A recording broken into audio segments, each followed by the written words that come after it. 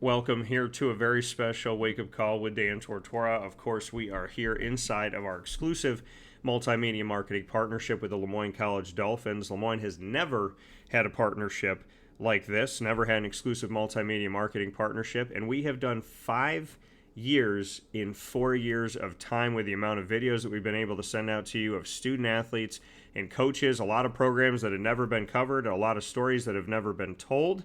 And Jeff Lonczak, a piece of that. A great work with a men's tennis team from the moment that I got there, seeing that. A women's tennis team that was coming on when I got there and has consistently been able to move forward. And to be a coach in this world of any division, let alone NCAA Division I, and have two programs that they're running, it is very hard to be two people at once. I can tell you that from personal experience, and this man has found a way to do it. He is also the unofficial advisor to the Chicago Bears. So with that being said, Jeff Lonczak here with me this morning, Lemoyne men's and women's tennis head coach heading into the 2025 season. Jeff, how are you?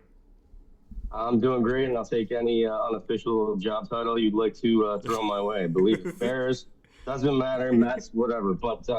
But yeah, no, Dan, that's the thing. Like, we totally appreciate you and what you've done. And the thing about it is what you touched on. And like, look, I'll be honest here. There's not a lot of people that care about tennis in my world. You know what I mean? So it's that to be able to talk to somebody has always been a treat, and to be able to bond with you has been amazing. And we can talk tennis. We can talk whatever you want, my friend. Well, I appreciate that, and our bond happened very easily, and those are the best ones in the world, and those go on forever. So Jeff Lonczak here with us this morning, and Jeff, for you as we head into, I mean, it's crazy how fast the world seems to be spinning. I don't know why God is spinning this rock a little bit quicker these days, but it feels like he definitely is, and, you know, obviously I always pray for great things, and I know that you've been leading the charge here. You have recruited all over the world. We've talked about this numerous times, and I absolutely love it. When you look at the rosters for this season, for the men's and women's side of things in the tennis world at Lemoyne, what have you been most excited about and most proud of when you look at the student athletes that you have?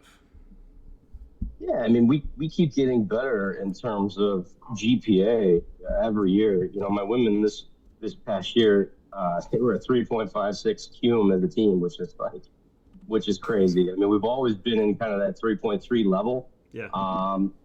So I mean, it's amazing that you know, I've been lucky enough to land some really incredible players and people, but yeah, I mean, their attention to detail is something that, you know, I'd love to say it was because of me, but it's not. Like, they've been grown this way. They do a great job in the classroom and in the community, and yeah, I've just been lucky enough to be a part of it.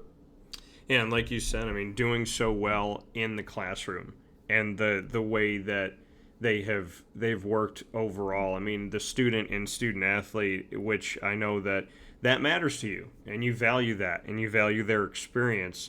To speak to that side of it, the fact that the student side of student athlete is still important to you as a coach. Yeah, I mean, that's the funny thing, you know, like, as a coach, like, I'm very motivated by wins and losses. I mean, there's no doubt about that. And losses can, you know, send me into a mental tailspin and a hiccup for a short period of time. But yeah, I mean, I try to remove, you know, maybe myself from that equation a lot of times, and you know, realize that, hey, look, you know, these guys are all going to be professionals in something else, you know. So I mean, looking over the program and looking over them, you know, I mean, their parents kind of turn them over to me for that, you know, brief period of time in their history, 4 years, and I try to be there for them in a, you know, in a leadership type of way. But yeah, I mean, when you sit there, look back, and you see, and you can tell what's going on with these kids, you know, and that they're all going in the right direction. Like, makes me envious as a 44-year-old person, because, you know, when I was that age, you know, I didn't have that kind of structure. I mean, the only structure I had was, you know, we got to go practice. I mean, I went to class. I'll sit here. Well, you know, it came from a place of, okay, well, you know, if I don't go to class, I'm not gonna play. I don't practice that type of thing. But these guys are more motivated, I think, intrinsically, and it's something to behold, and I'm lucky to be a part of it again. Yeah, and like you said, I mean, just the level of student athlete, the level of human being that you have when you are out there and you're recruiting. What are some of the things that have been consistent in kind of how you recruit to find people of this caliber? Because you don't just trip on these people. I mean, some people say, hey, I got lucky in a sense, but when you find good people and you find a 3.6, cumulative GPA across an entire program, that's not a mistake. So when you are recruiting, what are some maybe questions that are consistent or things that you look for that are consistent in your model of trying to find the right student and the right athlete?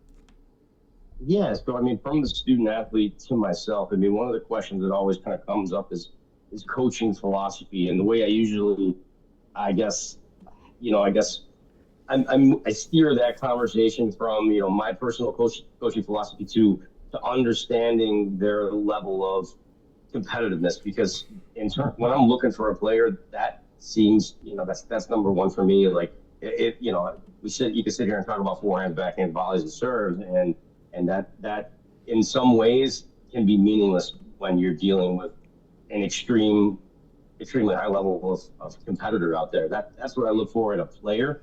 And then I mean, it's not long after I kind of figure out who the recruits are as players and people, and I steer the conversation over to the academic side of things. And luckily for me, I've had a chance at Lemoyne to kind of work with a lot of different people with admissions and even department chairs or professors from time to time. So I have a pretty good understanding of the programs there. And when I can sense that a person that a PSA is asking me the right questions about those programs, that's when I know, okay, this person's prepared. This person knows exactly what they want. This person has a list of questions for me, and those things kind of jive to the vibe that I guess I'm looking for the next crop of Dolphins. Yeah, and as we look to the future of these Dolphin programs, we had heard in the not too distant past that the Events and Rec Center would be having a total makeover and that tennis courts would be involved. We haven't heard anything in a while. Is there anything that you know about the hope of having courts on campus where home matches could be on campus? I mean, I guess there was a pause put on that conversation, I think early February. In the reasoning behind that, I believe, was based on, I guess, what is it? Like what is that facility going to look like? Where the money that we have, what is it going to be put towards?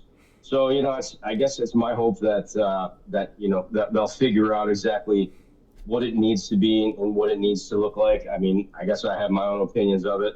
And it's tough because I think for us, the best thing would be a standalone bubble, which is a fraction of what it would cost for the whole facility.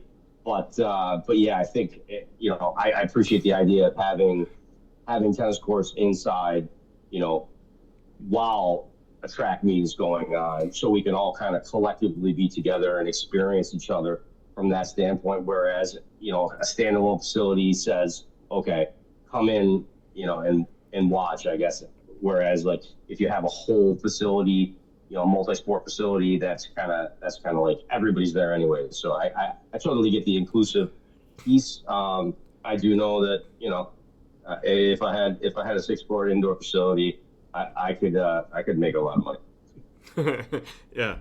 And like you said, having the indoor facility, because there's the reality of being able to host tournaments, when it comes to high schools, there's the opportunity of students that are not student athletes to use the facility, for teachers, faculty to use the facility, for you to run tournaments and to have different camps and whatnot. So, I mean, a facility does not just provide for home matches at home on campus at Lemoyne. It provides for a lot of other revenue streams as well, from what you just kind of led into.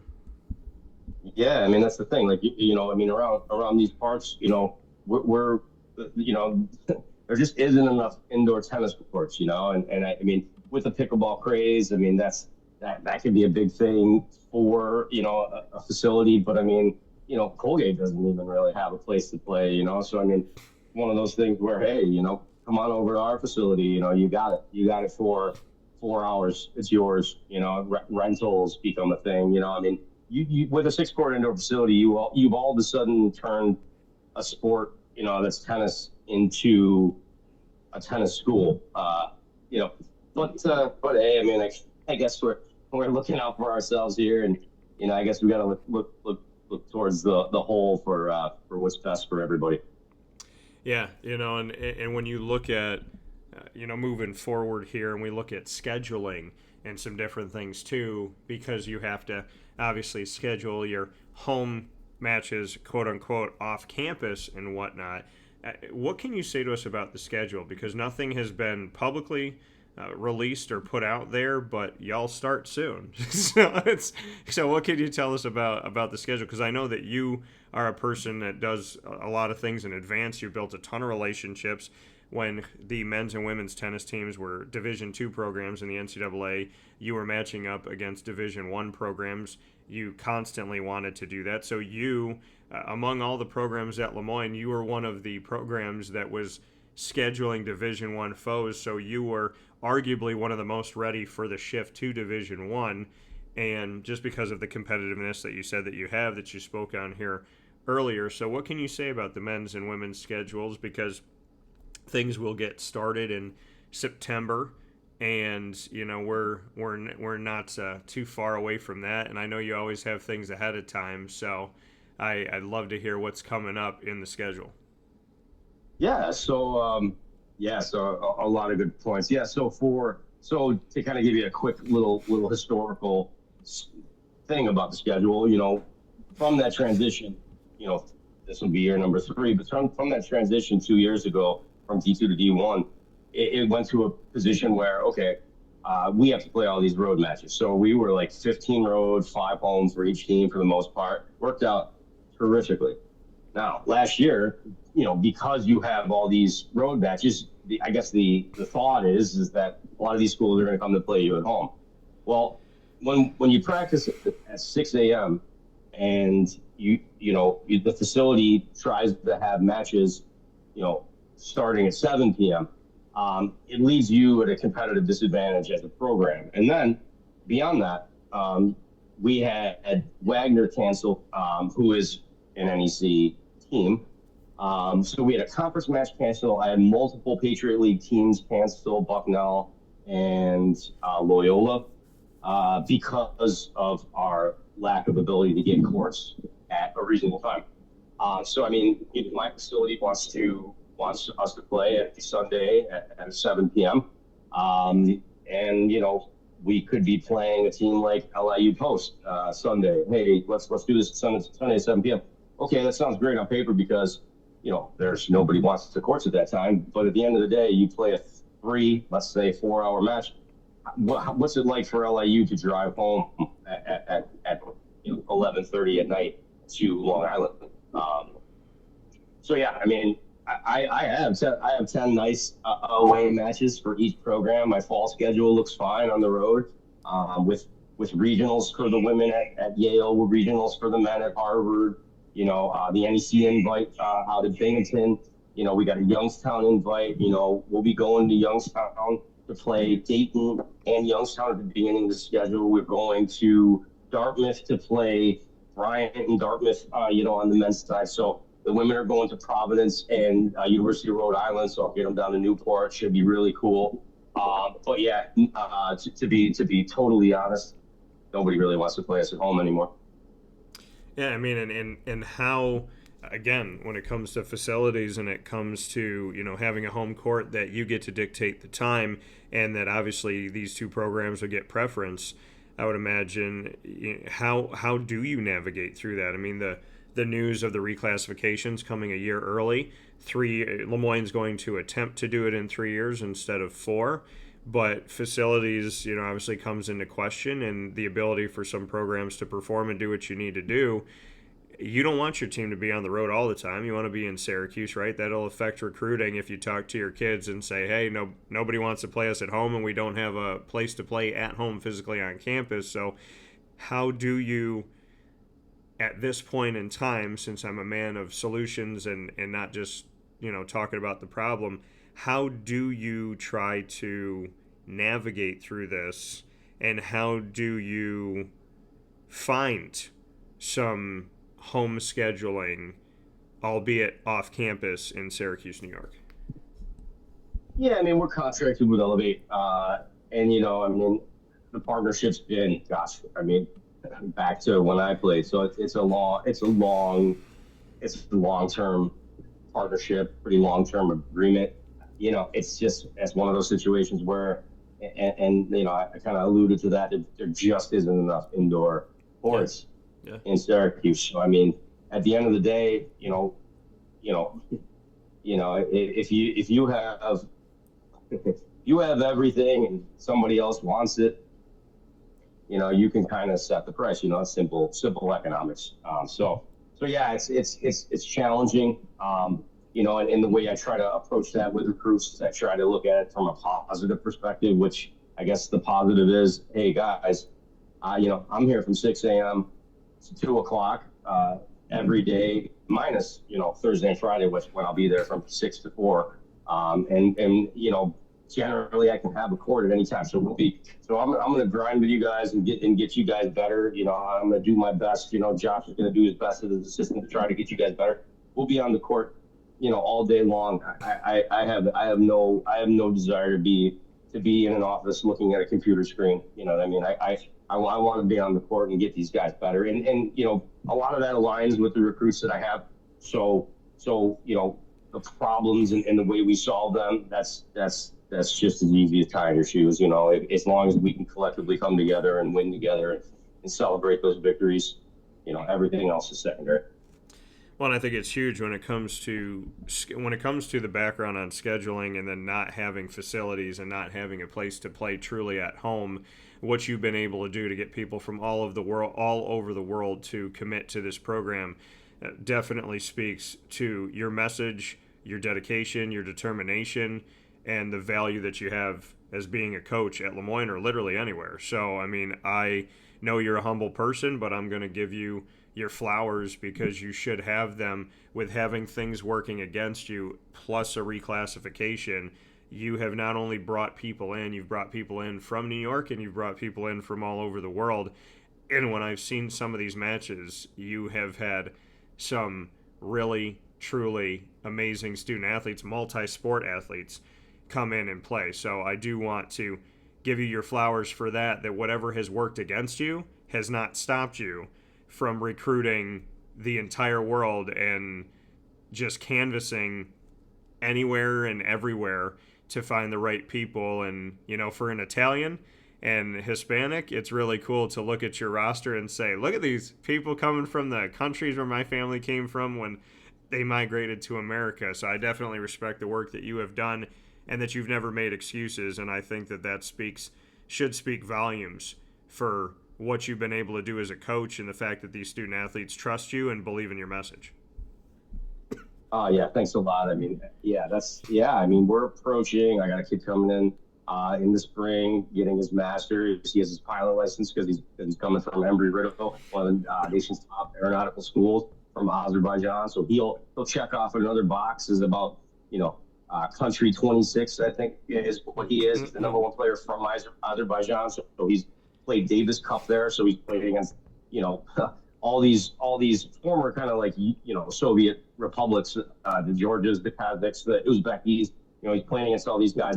I got another kid from Italy coming in, Carlo Zucchini. He's going to come there and he'll be one of the best to ever play at school for sure. And I had a transfer coming in from Toronto, kid from played at Elkhorn State the past 2 years. I mean, he's going to be your prototypical indoor tennis player who is hyper athletic, and type of guy that's going to work with me and I hope improve a lot. So So yeah, I'm excited with the recruiting class on the men's side. The women's class, a little bit more challenging just because, you're limited in your numbers. But we got a really good girl, an up transfer from a D2 school down south, coming to play for us. It'll be very competitive, and I'm still trying to get one more girl, hoping for the spring, to come in and kind of round out the roster and make us better than we were last year. Yeah, I love it. I appreciate it. Let's jump into some rapid fire, and you get to start things off, Jeff. What do you got for me? Okay. Well, not to pour salt in any wounds, but I mean, I feel like the last rapid fire question you had was pointed towards your D-backs. So are they selling or buying? Are we still holding out hope for a playoff berth? I actually had this conversation yesterday off the air, and the conversation was essentially had the theme "get from here," and that "get from here" theme was stop talking about wanting my Diamondbacks. Stop looking in my cupboard and stop trying to eat my cookies, man. So I've heard Suarez, I've heard Gallen, I've heard Kelly. I'm like, y'all need to just figure it out. And I also said this too, when people are like, well, the Yankees need pitching. Well, that's good for the Yankees. You know what I mean? It's like when you say the Yankees need pitching, go to your farm system. Arizona's not your farm system, or the Mets need this and that. And I respect the Mets or the Yankees. It's just, it's funny to me when you have conversations with people and they're like, well, they need pitching and there's pitching over here. And I'm like, right. Those are the main pitchers. And Corbin Byrne came in. He's injured. So, Zach Allen is the ace. Merrill Kelly's right behind him. There's times where Merrill Kelly has played better. Merrill Kelly played better in the World Series, in my opinion, in 2023 than Zach Allen did down the stretch. So, because of the division that they're in, there's such a divide. But if they were in another division, they might be competing for the top of that division. And so they shouldn't get punished for that. Do I think that they're a playoff team? I hope so.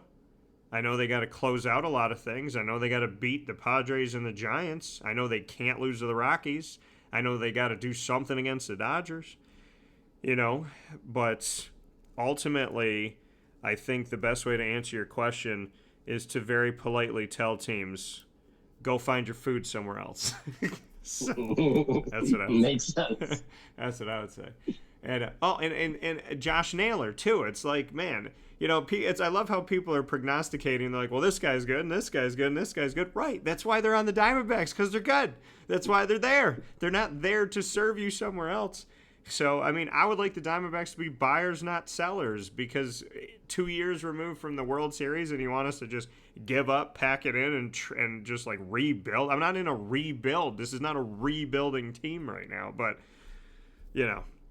that's just my express opinion that my Diamondbacks need to keep fighting for something. So, hopefully they will. My question back to you, if you could make 3 moves for the Chicago Bears right now, what 3 would you make and why? Wow. Okay. Number one, I mean, I'm not going to go specific players. Okay. I'll go a couple specific players. Okay. Okay. I'd let Tremaine Edmonds walk because the contract that they gave him for an off-ball linebacker is insane. Do something with that contract. Yeah. I pick up an edge rusher because they got the Deo guy. I don't know how to say his last name from the Colts, and I think he just hasn't performed in all these camps going into things, so I don't really trust him. Okay. Third, gosh, I feel pretty good about all the other position groups, but maybe try to bring in a solid veteran running back to kind of keep that position group where it needs to be. Okay. All right. I respect it. All right. Well, you gotta grade. Come on, you gotta grade me. My boy Mason Graham. You gotta grade me the Hunter, because we haven't talked briefly. Hunter Graham, the draft day trade. How are your feelings?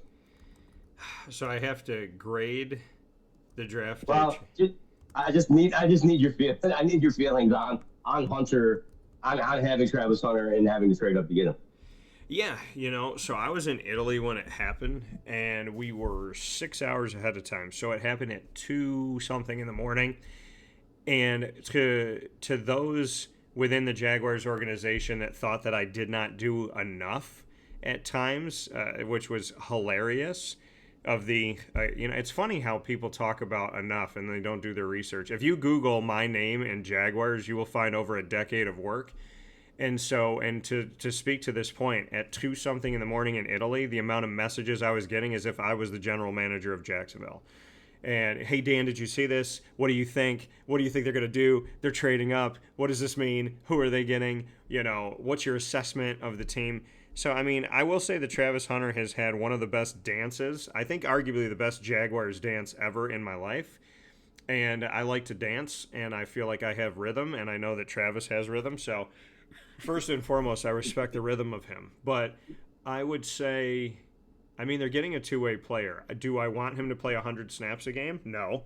So, I think Jacksonville needs a lot of help. I think they trade up and they make this move because they needed something that's going to get the NFL to talk about them. And I'm not saying like they don't draft Travis because he's talented, but outside of his talent, I think they need to have a good story, a feel-good story. And this is a feel-good story. I don't know. I think they have. See, here's the thing at wide receiver. They have like one household name, Brian Thomas Jr., and he's going into his second season in the NFL. So I think they need the help there, but they absolutely need the help in their secondary. They let Andre Sisco go, who went to Syracuse, a safety on the team. I'm not saying this because I know him. I'm saying this because, in my opinion, it's true. He was the best defensive back, not the best safety. He was the best defensive back on Jacksonville, by far, in my opinion. And I'm not disrespecting any of the other guys. They traded away the other best players that they had. So they either traded them away or let them go. Rayshon Jenkins. I mean, there's guys that they drafted. They didn't even keep. C.J. Henderson out of Florida. They drafted C.J. Henderson Jr. He didn't even make it through. I don't even know if he made it through half of his rookie contract. But he was gone off the team, and he was a top 10 pick.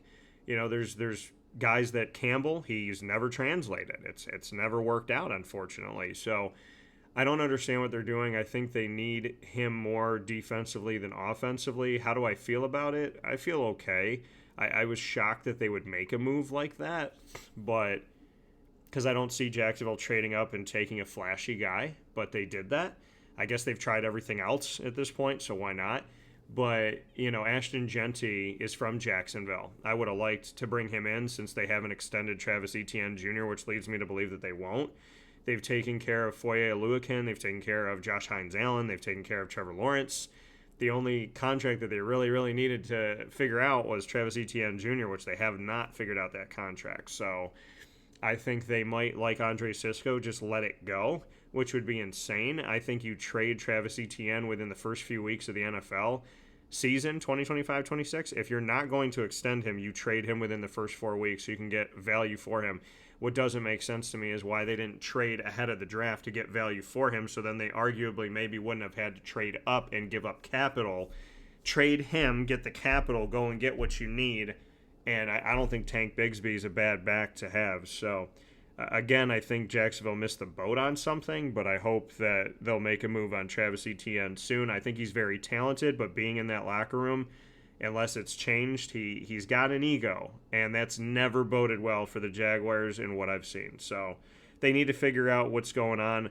But I will say, to answer your question, they got a good dancer, and they got a talented player, and they got a Heisman Trophy winner, but they need him in both places, and you can't be in two places at once. So I don't know how that's going to work out for them, but if I had to do feet to the fire, I'd rather have him be a defensive back right now, because if you're a defensive back with good hands, you could still be a wide receiver, and you can run that thing back. So I would put him there, in my opinion. Yeah. I think the butts and seats thing goes a long way, too. I mean, you sit there and you pick Mason Graham, and it's just not a sexy pick. You sit there and you trade up for Travis Hunter, and it's Travis Hunter at the end of the day. I mean, I think people are going to go see him play, whether he's on the defensive side of the ball or offensive or both. I mean, I think that definitely goes a long way. You don't think about, it really, is the trade good? Is the trade bad? you definitely sold tickets. I mean, that's for sure. Yeah, absolutely. I respect that. I'm going to ask your response to something that I've seen more than once, and it popped up here this morning. It is a quote that says, "Gossip dies when it hits a wise person's ears. Rumors are started by haters, carried by fools, and believed by idiots." Your thoughts? Yeah, I mean, I think that's the definition of why I don't have any social media. Yeah, I don't subscribe to that. You know, I'm not a big fan of the water cooler, I guess.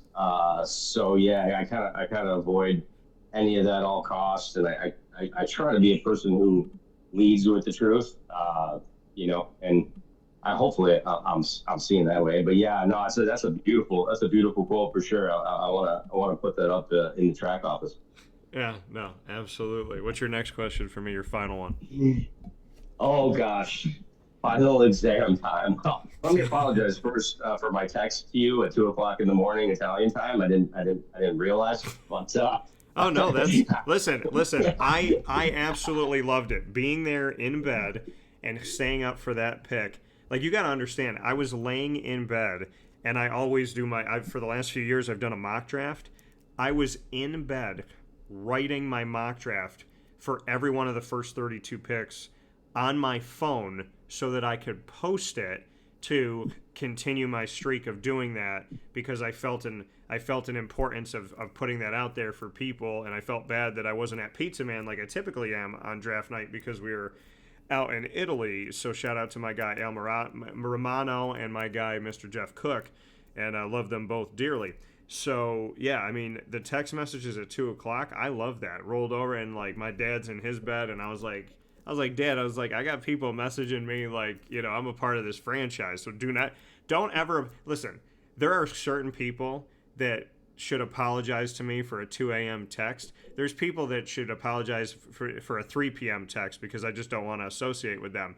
A Jeff Lonczak text is welcome at any time, at any point. Just remember that.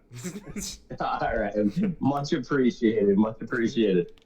So okay, all right, well, because you know the NFL draft may be my favorite event that there is. It's hard to say, but when you have very little hope that your team's going to win, and you never very rarely see the playoffs, you have to look forward to something. So so how did your mock draft go? Because I love that stuff. Well, I want to see if I still have it on my phone. So my mock draft, I know that you know there's years where I've been on with like this player went here and this player went there, and if I haven't been, you know, like that was the thing that happened, it still was around the lines of okay, well they didn't draft that guy, but they drafted that position, so you know it was still on line with that. I think this year, more than the last two, teams went in different directions than some of the stuff that I had. I'm trying to pull it up here. But yeah, when I was looking through it, there was definitely, you know, some teams that were not listening to me in Italy at 2 o'clock in the morning. But but I would say I've been really good at picking for the Jets for whatever reason. I don't know why. And, you know, I think their draft where now these guys are coming due to be paid, and they've paid Garrett Wilson and they've paid Ahmad Sauce Gardner. That draft, their first 4 picks I had predicted. And maybe I would have predicted other ones right or wrong. I just kind of kept to those 4. But, I mean, even when they traded in to get Jermaine Johnson Jr., who I covered at Florida State, I legitimately, I came out of the bathroom at Pizza Man. I looked at the TV and I was like, oh, they traded back in. I'm like, oh, they're going to get Jermaine. I walked by the TV and said it, and they got him. And then I said to my buddies who are Jets fans in passing, I was like, is it like, I said, I'm a teal with Jacksonville. I said, but like Forest Green, I'm getting really good at knowing. I said, am I just connected to the wrong green? I mean, green is my favorite color, but to get those right the way that I got them right was just kind of insane. And I'm trying to see this right now. But yeah, I mean, I would say that in the past couple of years, I probably predicted better. But, you know, I fully blame those NFL franchises for not listening to me. But no. No, all jokes aside, I mean, I always have fun with it, but I would say that my mock draft was probably not as not as on point as it's been in past years. So, I mean, that's okay with me. I had who I had and who I thought would go here. And I mean, some of them, yes. But I will say I did not have, just like with Will Levis, I did not have Shedeur Sanders in the first round. And I defended that. I was right about Will. I was right about Shedeur not being first round picks. Obviously, I hope the best for them. I want them to succeed and everything. I just didn't see it. And, so I will go against I'm not a person who like does what other people do because it's the trend and it's the hype. I will do what I feel right doing. And, in the case of Shedeur Sanders and Will Levis a couple of years before, I just didn't see it. I didn't see it. And I wasn't going to defend it. Now, Cam, I also wouldn't have had Cam, but I hope that it works out for the Titans because they have spent a lot of draft picks in recent history on getting quarterbacks in the first or third round, and no one's translated yet. So I hope that Cam does translate for Tennessee, except for 2 games a year when they play Jacksonville. So I was going to say, wait a minute. No, Tennessee has been a thorn in the side of Jacksonville. I did some like weird statistical analysis a few years ago where Jacksonville rarely beats Tennessee, and when they beat Tennessee, it's never on a Sunday. It's crazy. They have to play them on a Saturday, a Thursday, or a Monday. It's so wild. But my question back to you, okay. So you're going to rebrand the Chicago Bears and you're going to get rid of the C. What logo design would you use? What would you want it to have in it? How would you design the new Bears logo? Okay. Well, I mean, basically growing up as a young boy watching football in the 80s, you're not always falling in love with teams and players. You are falling in love with uniforms. So being a diehard Michigan fan for a million years, I would love to see the Bears colors with that kind of almost Wolverine-like thing, and maybe transpose that into some sort of Bears thing. I don't know, maybe I'm going too far, but I feel like you put that kind of Wolverine logo-ish on the Bears colors. It would look pretty cool. Okay, I like the claw, so to speak. That scratch. Right. I like it. And then have Hugh Jackman be the face of the Chicago Bears. With that, yeah, you can do it. With that being said, Jeff Lonczak, head coach, Lemoyne men's and women's tennis leader here, and heading into the 2025 season. Many years of dedication on the heights, and this Dolphin Dive is in the exclusive multimedia marketing partnership with Moyne College, first of its kind at Lemoyne, and always will be etched in the history of what we intended to do for my father's alma mater here on Wake Up Call inside the Great Lakes Honda City Studios. Jeff, as always, I appreciate you, and I thank you for your time. Oh, Dan, we love you, man. Love you a lot. Yeah, we got to get together this year for sure. I'll be looking forward to it. Absolutely. I love you back, and we will absolutely be doing that, and I can't wait to have some fun. We always have a good time when we're together, and the best is yet to come, for sure. Of course. Hey, thank you for your time, man. Have a great rest of the week. Well, thank you back. I appreciate you.